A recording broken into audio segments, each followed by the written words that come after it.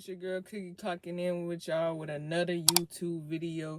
And today I got for y'all is a story time about pretty much me explaining like how did I find out that I had cancer. So, we're gonna get into that and we're gonna talk about everything, and I'm gonna let y'all know my experience, my story, and how I dealt with everything throughout this whole process.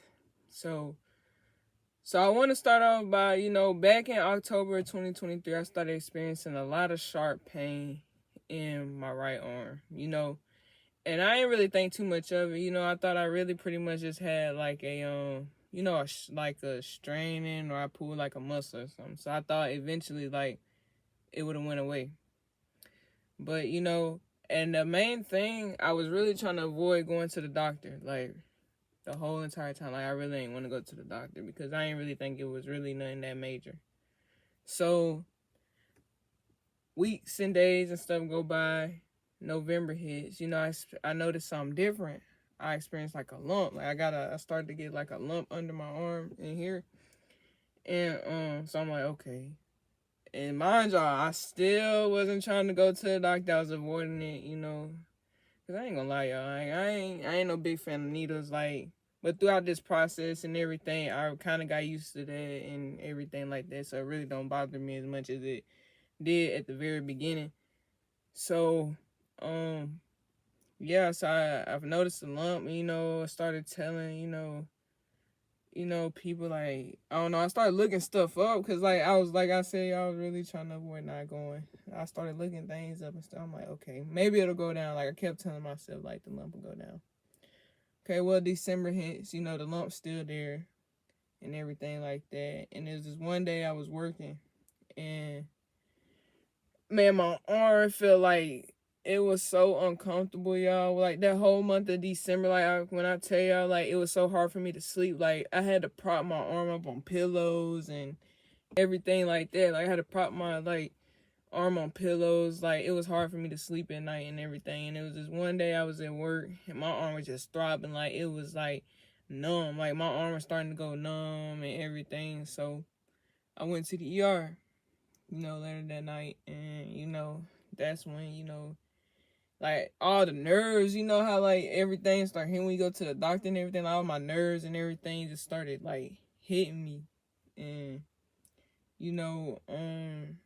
so, she came in, she's like, oh, we gotta, do some IV work, blood work. I started freaking out because, like I told you, I ain't no big fan of needles, but, it wasn't really too bad. So, they did what they had to do. I had scans done, blood work done. And she came back in and told me what were the possibilities. And she said cancer was actually one. And I was like, it kind of put a thought in my head, like, dang. Like, it really stuck with me for a while. Like, kind of bothered me for a little minute. And so I'm like, all right. So they sent me to this cancer center. And Southern Cancer Center is where I've been going. And she sent me there. A couple weeks later, he looks back at the results. Comes in the room, tells me everything. He's like, hey, like, you've been diagnosed with lymphoma, stage 2 cancer.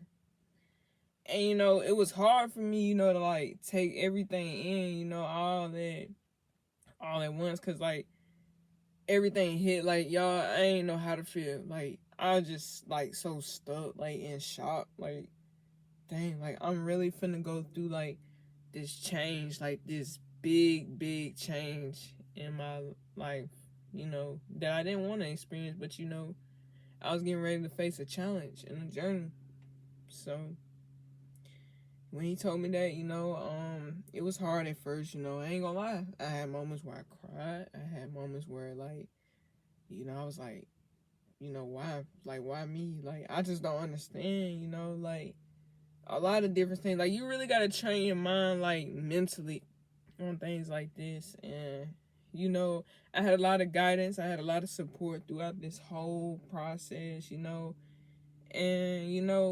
I really think it was really like a genetic thing because my aunt, she actually had the same exact cancer I had. So she understood a lot of things and where I was coming from with a lot of different situations.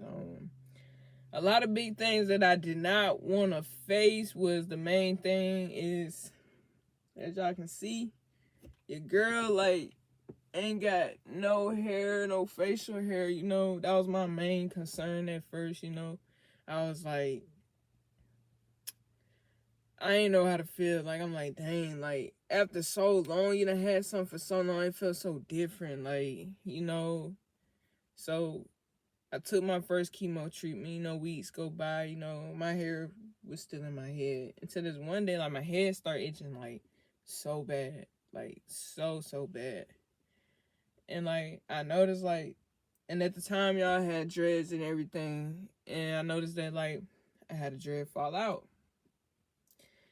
And so, and my aunt told me, like, this way prior to before I started chemo and everything, like, my head would itch really bad. And that's going to be the point where, like, you know, like, my hair is going to start falling out. So, it hit me when I was like, okay, well, you know, this finna get ready to happen, you know, finna get ready to lose my hair. But, y'all, the itch was, like, so bad that I was just like, man, I need to go to a barber and just let them go ahead and just, like, you know, like, go ahead and just cut it off. So, I would insert the clips in with me, like, shaving my head and everything. I got to go back and find them and everything. If I do, I will put those in there and show y'all.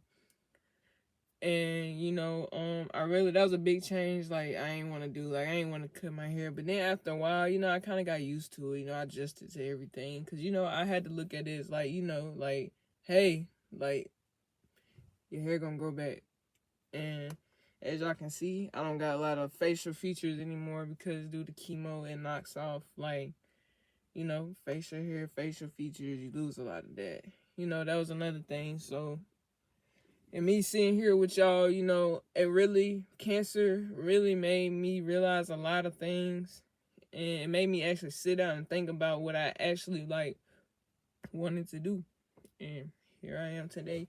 And my grandma always told me that one day I'll be able to tell my story. And here I am telling my story to y'all today, about my experience. Now, dealing with chemo, and I went through chemo, it was like, man, like my first chemo treatment, I was sick. Like, y'all, I couldn't eat for 4 days. You know, it was just constant, like, throwing up every day, like, sickness, like, getting up every day, having to deal with that and fight every day. Like, man, that is a battle every single day, feeling sick, feeling weak. That is a battle every day. And that was something I had to face for the past 6 months, this whole year till today.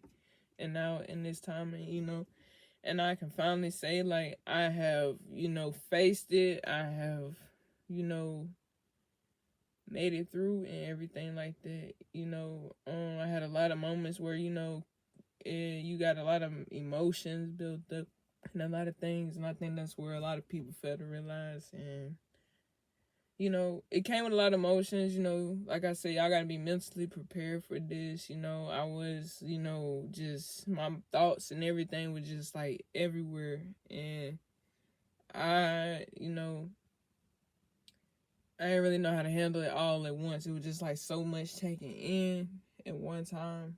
But like I told y'all, I learned how to adjust to everything. And, you know, but as like chemo treatments I started getting into and they got better. And then, you know, I still have some that'll kind of, you know, like wake up a little bit and then, you know, get the nauseous feeling and all that stuff again. But I'm really glad that I made it through. I'm happy that I made it through, you know. And, you know, it's a challenge. And every day, you know, it was hard, you know, waking up, dealing with it every day, you know, it was very different. Like, and like, you know, I'm in full recovery mode, as y'all can see, you know, I am going to eventually shape back. You know, this is just only the beginning, you know. I'm not too much worried about nothing. All my biggest concern is just me getting better and me focusing on what I want to enjoy doing, which is this YouTube industry, you know, coming into being an influencer and letting y'all know just the real deal, you know. Yeah. And, you know, I want to continue to grow on this channel. I want y'all to be a part of this journey with me. And we can do a lot of fun things on this channel. I got a lot of ideas, a lot of things in store on this channel. And, yeah. Oh, okay. How to do it? Yeah, I'm working on it. You can't get up early yet. I would not risk it. Joel Embiid is your future. I don't believe you're going to win a championship with a hobble Joel Embiid. I'm shutting Joel Embiid down to big fella getting ready for next year. I just cannot run the risk of having him re-injure that knee and be out there and even miss more time. Yeah, now dog is gonna be. I know you got all dressed up for the club. Waiting on